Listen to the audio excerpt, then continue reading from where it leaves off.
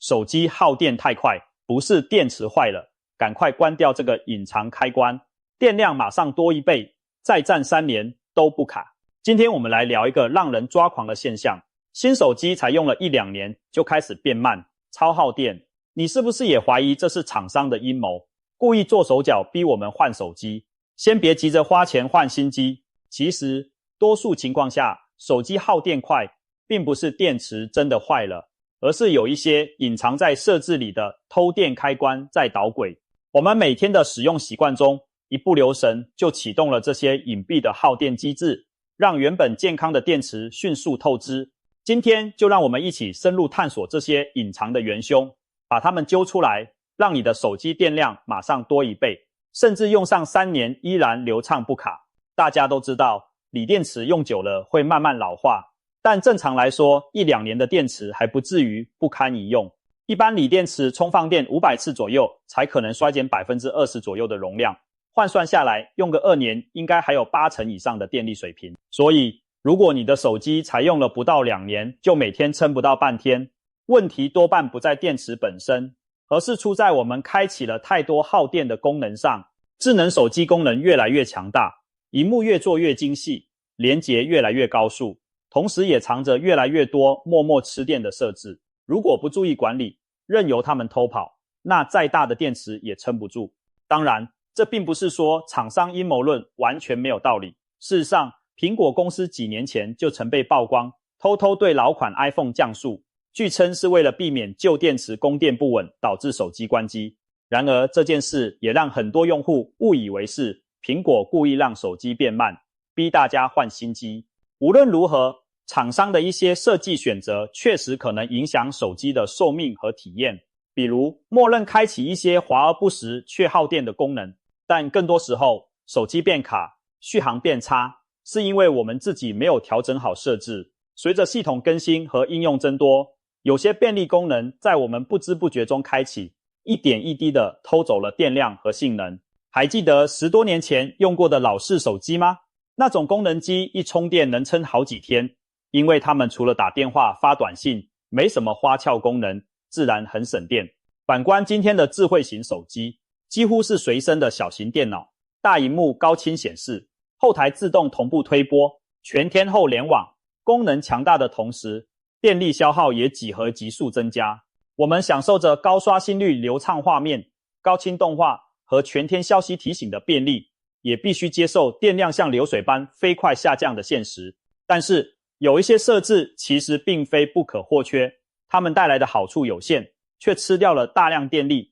只要我们找到并关掉这些隐藏开关，就能让手机清醒过来，大幅延长续航。毕竟电池技术的进步赶不上功能膨胀的速度，手机厂商除了尽力塞入更大容量的电池，提升充电功率来弥补续航，别无他法。但电池容量总有上限，快充虽然解了一时之急，却带来更多热量和老化风险。所以最终我们还得从软件设置上找办法，挖掘潜力，堵住漏洞，尽量让每一分电力都用在刀刃上。接下来我们就像办案一样，来逐个查明这些偷电黑手的身份，看看是哪些隐藏功能正在暗地里耗光你的电。一旦将它们关闭，你的手机马上就能恢复青春，重现当年的持久与顺畅。首先要抓出的第一号嫌疑犯就是息屏显示功能。这个功能乍看之下很贴心，手机在锁屏息屏的状态下，仍然能以低亮度在黑色背景上显示时间、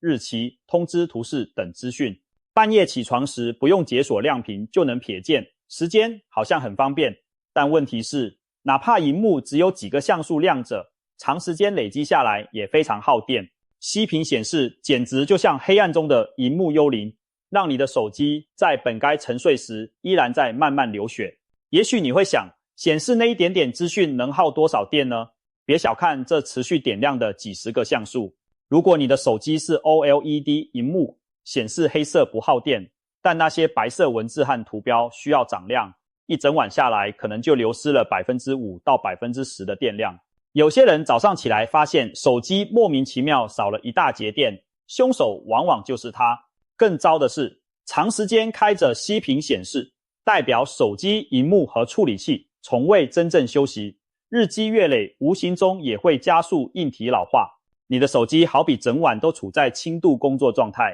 电池循环次数蹦蹦跳的往上加，难怪电量见底得越来越快。所幸对付这个幽灵并不难，打开手机设置，一般在显示或锁定画面选单里就能找到息屏显示 Always on Display 的选项，把这个开关关掉吧。关掉后的第一个夜晚，你或许就会惊喜地发现手机待机掉电明显减少，白天闲置不用时，电量也能更从容地保持在高位，不再有萤幕幽灵暗中耗能，手机的每一丝电力都能用在刀口上。解决了萤幕幽灵之后，我们将目光转向下一个耗电狂魔——高刷新率萤幕。也许你也发现，手机萤幕显示的越精美流畅，电量消耗的越快，这绝非错觉。第二号嫌疑犯就是高刷新率萤幕。现在的旗舰和高端手机动辄配备90赫兹、120赫兹甚至更高刷新率的显示屏，比起传统的60赫兹萤幕，每秒画面更新次数翻倍，带来滑动视觉极为顺畅的体验。刷社群、玩游戏时画面流畅，得令人爱不释手。但你可曾想过，这种丝滑的背后其实隐藏着巨大的电量代价？高刷新率就好比让手机一直处在兴奋状态，心跳加速，自然更耗能。简单打个比方，60赫兹相当于每秒更新60张画面，而120赫兹就是每秒120张。手机的处理器和显卡必须为这多出的1倍画面投入更多计算，萤幕也要不停闪烁更新，相当于马达全速运转，结果就是电池电量消耗明显加快。根据一些实测数据，将萤幕刷新率从60赫兹提高到120赫兹，整机续航时间可能缩短 20% 到 30%。 也就是说，如果原本手机从早撑到晚没问题，开启高刷后可能天黑前就得找充电器。难怪有些用户感叹，自从用了高刷新率屏幕，手机电量像漏水一样哗啦啦往下掉。那是否意味着我们就该完全关掉高刷新率，回到滑动一卡一卡的年代呢？其实也不必如此极端，大多数手机都允许在设置中切换萤幕刷新率。当你需要省电时，完全可以手动将它调回60赫兹模式。而有些手机提供智慧动态刷新率，会根据萤幕内容自动在高低帧率间切换，减少不必要的耗电。日常浏览讯息、聊天时，用肉眼其实很难分辨60赫兹和120赫兹的差别。这种场景下，不妨锁定在60赫兹来节电，把高刷新率这头体能怪兽关进笼子，需要时再放出来奔驰，你的手机电力无疑会持久得多。切换刷新率的操作通常在显示或萤幕设置中可以找到，你可能会看到选项如60赫兹、90赫兹、120赫兹或者标准模式、高帧率模式等，试着将其设为标准的60赫兹吧。若真的很在乎动画顺畅，也可以选择自动模式，在保留大部分流畅体验的同时减少耗电。相信我，习惯1-2天后，你并不会觉得60赫兹有多卡，反而会惊讶于电量耐用度的提升。一天下来，曾经需要2充的，现在只要1充，电量不再频频告急。其实不少用户分享过类似经验，将手机锁定60赫兹，几天后他们几乎感觉不到使用体验有明显下降，反而因为电量续航增加而更安心。一位网友甚至打趣道，以前出门总怕手机撑不住，现在不用老惦记充电了。可见高刷新率要不要开，完全取决于你当下的需求，学会灵活调整才是智慧用机之道。萤幕刷新率调校好后，显示耗电的问题解决不少，但此时又一个隐蔽角色已经悄然登场，定位服务。第3号嫌疑犯可以称得上是一个隐形的跟踪者，没错，就是持续运作的定位服务。现在的智慧型手机几乎都开着 GPS 等定位功能，许多 App 也习惯动不动就调用你的位置资讯。你或许没注意，但仔细一看，很多应用在你不知情的情况下经常取得定位。比如天气 App 定时抓取你的所在城市更新天气，地图 App 在后台维持你的方位，方便快速导航，甚至一些你想不到的应用，比如相机、水影提醒。商家优惠 App 也在背后偷偷查询位置，定位图示时不时在状态列亮起，这背后每一次闪烁都在消耗着电能。GPS 定位是公认的耗电大户之一，一旦有 App 调用定位，手机会启动 GPS 晶片并运算，同时可能使用 Wi-Fi 和行动网络来辅助定位。这一连串操作都很花电，而当多个应用频繁在背景启动定位时，你的手机几乎没有真正闲下来的时候。原本进入待机后应该深度休眠省电，但定位请求会不断唤醒系统报到，导致待机电量刷刷往下掉。有用户发现，某些软件长期允许后台定位后，手机待机一夜竟耗电10几个百分比。罪魁祸首正是这些看不见的定位请求。前阵子就有新闻提到，一位用户发现某地图导航 App 在背景频繁定位，结果一夜之间耗掉了将近 20% 的电量，引发网友热议。可见定位服务若不加限制，真能成为隐蔽的电量杀手。要堵上这个漏电洞，方法其实很简单，管好那些爱读取你位置的 App， 打开手机的隐私权或权限管理设置，找到定位服务相关选项，你会看到哪些应用获准存取定位资讯，将不必要的应用权限关掉吧。特别是那些你一看就纳闷，这软件要定位做什么的 App， 果断禁止。对于需要使用定位的应用，也建议调整为只在使用时允许，而不是永远允许。这样一来，他们只有在你打开 App 时才能获取位置，不会在背后无故偷跑。此外，在不需要导航或定位服务的时候，可以考虑直接关闭整机的定位开关。许多手机在快捷设置里都有定位图标，一点就暂停所有定位功能。当你长时间待在室内或办公环境，不需要 GPS 时，关掉它能省下一笔不小的电量开支。等需要用地图导航或查询位置时再打开，不过是举手之劳。久而久之，你会发现手机待机时间明显延长，那种隔一会儿看手机电量又掉了%的不安将大大减轻。毕竟，让手机适时装糊涂找不到你，反而能让电池寿命更长一些。即使关掉定位，你可能还是觉得电量下降飞快，那么问题也许就出在我们安装的应用上。接下来登场的嫌疑犯更为难缠，因为它不是单独一个，而是一整队潜伏在后台的应用大军。第4号嫌疑犯则是一整支潜伏在你手机里的偷电应用大军。没错，我们说的就是那些常驻后台、自起自跑的各种 App。许多人以为退出了 App， 它就不再耗电，其实不然。现代智慧手机的应用程式往往设计成即使关闭画面也能在后台运作，一开机它们就自动启动，在你看不见的地方继续联网、同步、推播通知，占用着 CPU 和记忆体。这些后台应用就像一群躲在暗处的小耗子，集体啃食你的电量与资源。举个常见例子，你或许装了某些购物 App， 即便你没打开，它仍在后台定期连接伺服器，检查促销资讯，然后隔3x5推播一则限时优惠通知给你。再如一些社群和聊天软件，自启动后一直在监听有无新讯息，这些行为都意味着处理器和网络模组在不断工作，电池当然加速损耗。更过分的是，一些品质不佳的应用可能存在漏洞或死循环，偷偷吃掉大量 CPU 时间，让你的手机发热严重，耗电激增，自己却毫无察觉。对于这类状况，你可能只觉得手机莫名很烫很费电，却不知道元凶藏在某个不起眼的 App 里。后台偷跑应用不仅耗电，还会拖慢手机速度，它们长期占用记忆体，导致你切换前台 App 时经常卡顿，甚至引发系统资源紧张而出现延迟。许多用户抱怨手机用了久了变卡，其实有相当一部分原因就是背后跑了一堆你忘记存在的程式。既然如此，我们完全可以对症下药，揪出并关闭这些拖油瓶。现在大多数安卓手机都提供了后台管理功能，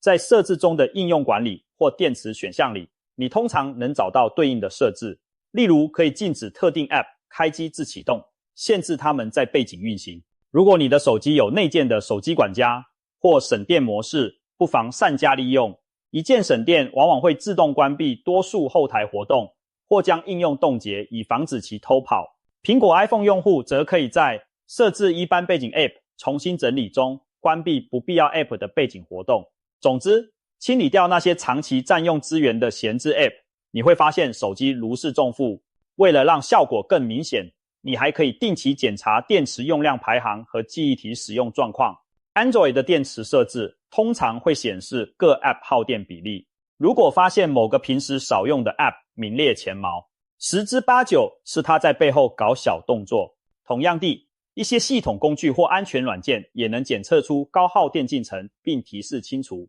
勇敢的卸载那些可有可无又耗资源的应用吧。当你完成这番大扫除后，会明显感到手机流畅了，续航时间延长了，机身发热也减轻了。原本2-3年机龄的手机可能再次变得像新的一样好用，至少日常使用不卡顿，电量也不再像以前那样撑不住一天。有许多手机发烧友甚至会通过冻结或卸载某些不必要的系统 App 来追求极限续航。我们普通用户无需那么折腾，但上述这些适度精简后台的操作确实能让手机轻装上阵。不少老机型经过如此优化后，又多撑了1年寿命，让主人暂时打消了换新手机的念头，可见效果之明显。软件的偷电黑手们清理的差不多了，再来看看网络连接这边的状况。第5号嫌疑犯正是许多人趋之若鹜的 5G 网络，它可能在你不经意间榨取大量电力。第5号嫌疑犯是看似高大上的 5G 行动网络，从 4G 升级到 5G， 大家都期待更快的下载速度和更低的延迟。然而 5G 带来畅快网速的同时，也带来了惊人的耗电量。很多用户都有这种感受，用了 5G 网络后，手机电量下滑的比以前快多了。为什么会这样呢？其实道理很简单， 5G 基站讯号覆盖还没那么完善，你的手机经常在 5G 和 4G 之间来回搜寻切换，无形中就耗费了大量电力。即使连接的是稳定的 5G 讯号，那高速率的数据传输也让手机的通信模组全力运转，功耗明显上升。有测试显示，在相同使用情境下， 5G 手机的续航比 4G 模式时缩短了一大截。有的手机开启 5G 后观看影片，不到几小时电量就见底，比 4G 时代明显撑不住。尤其在讯号弱的地方，手机为了抓住那一格 5G 信号，不断提高发射功率和搜索频率，电量刷刷往下掉。如果你所处环境 5G 覆盖不佳，长期开着 5G 简直就是跟自己的电池过不去。可以说 5G 时代的电量焦虑很大程度上是自己造成的。解决方案也许你已经猜到了，当你对速度要求没那么高或处在 5G 信号弱的地方时，果断关掉 5G 吧。现在多数 5G 手机在行动网络或双卡与网络设置中都提供 5G、4G 切换的选项，你可以将网络模式调为只用 4G 或优先 4G， 让手机固定连接 4G 网络。大部分日常应用如刷社群、看影片、聊微信，用 4G 已经足够流畅，并不一定非要 5G 不可。关闭 5G 后，你会立刻发现电池续航能力明显提升，原本下班前就红着眼的电量，如今撑到晚上回家还绰绰有余。更棒的是，手机发热情况可能也有所改善，因为通信模组负荷降低，整机功耗下降。除了 5G， 还有一些无线连接开关值得留意，比如 Wi-Fi 和蓝牙。如果你长时间不使用 Wi-Fi， 关掉它可以避免手机不断搜寻附近网络。蓝牙也是类似道理，不用时就关闭，避免它定期搜寻设备。很多手机的定位服务中有 Wi-Fi 与蓝牙扫描，选项关闭后能防止即使关掉 Wi-Fi Bluetooth， 系统仍背地里扫描，影响续航。不过和 5G 相比， Wi-Fi 其实是较省电的连接方式，所以在有稳定 Wi-Fi 时，用 Wi-Fi 上网反而能省电。另外，蜂窝信号的强弱对耗电影响也很大。如果你处在一个几乎没信号的地方，比如电梯或地下停车场，手机会拼命提高功率搜寻基地台，电量会像漏水一样流失。这种情况下，与其让它干耗，不如干脆开启飞行模式，让手机安静下来保存电力。记住，任何无线电功能在没有必要时都可以适时关闭，这并不会对日常使用造成太大影响，却能换来实实在在的续航提升。有趣的是，不少人买了 5G 手机后，却选择日常关闭 5G 来省电，甚至戏称自己花大钱买了台 5G 手机当 4G 用。这其实正说明续航对用户的重要性远胜于追星。当然，该快的时候还是要快。我们完全可以在需要高速网络的场景，例如下载大型档案或高画质影片通话，再手动打开 5G， 平时则用省电的 4G 模式。这样一来，既享受到 5G 红利，又不必承受全天耗电的代价，岂不美哉？搞定了以上主要几个偷电元凶后，我们再来盘点一些其他零碎但实用的省电小技巧。别看它们单独作用不大，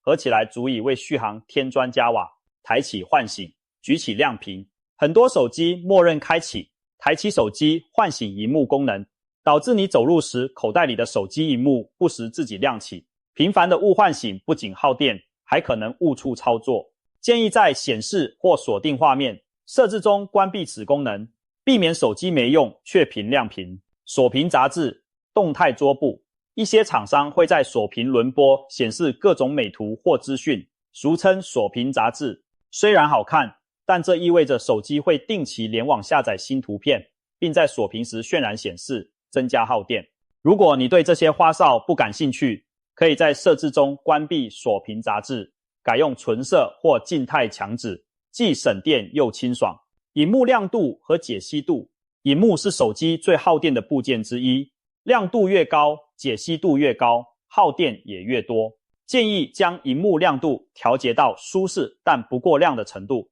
或使用自动亮度让系统按环境调整。同时，如果你的手机支援调降萤幕解析度，例如从 2K 降到 1080p， 日常使用几乎感觉不出差异，但却能节省不少电量。养成习惯，随手调低亮度，不需要极致解析度，能为电池续航再添一份助力。震动与系统触感反馈，手机的线性马达提供震动反馈，但震动其实比播放提示音更耗电。比如键盘打字每一下都有嗡嗡震感，长时间打字下来电量也会多消耗一些。同样，点按导航按键、接触屏幕的触感反馈都是用电的。进入声音与震动或相关设置，关闭键盘触感反馈，减少不必要的震动提醒，能省下一点电，还能让手机安静一些。语音助理待命，许多手机支援语音助理唤醒，比如 Hey Siri、OK、Google， 但为了随时倾听你的叫唤，手机的麦克风和 AI 模组其实一直处于待命工作状态，这对电池也是一种负担。如果你很少用语音助理，不妨关掉这类语音唤醒功能，需要时再手动启动即可，减轻常驻耗电。以上这些零零碎碎的设置，看似每项省电有限，但积少成多也能多争取几个百分比的电量，而且关闭它们几乎不会影响你的核心使用体验，却能让手机更专心地把电力用在你真正需要的地方。说了这么多，你会发现手机耗电太快，多半不是电池的锅，而是这些隐藏开关在偷偷拖累它。只要把它们关掉，你完全可以让手机续航能力大幅提升，甚至感觉焕然一新。或许原本用到下午就仅剩 20% 的电量，现在到了晚上还有余裕。原本卡顿发热的老手机，现在变得顺畅清凉。别忘了，减少耗电其实也减少了充电次数和电池压力。长期下来，电池衰减速度会变慢，手机用上3年甚至更久依然给力。这就是为什么我们说关掉区区一个隐藏开关，电量马上多1倍不是梦。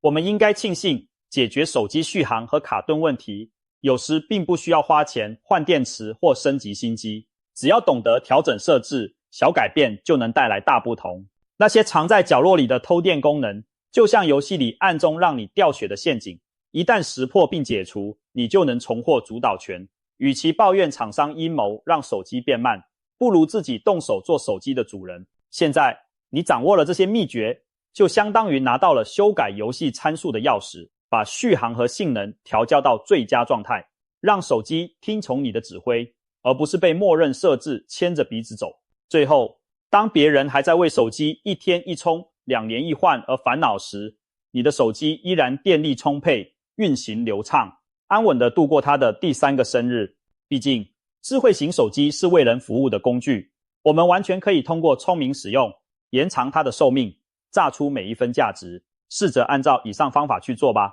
给你的爱机一个脱胎换骨的机会。或许你会惊喜地发现，原来只需轻轻几个设置小小改变就能让手机焕发第二春。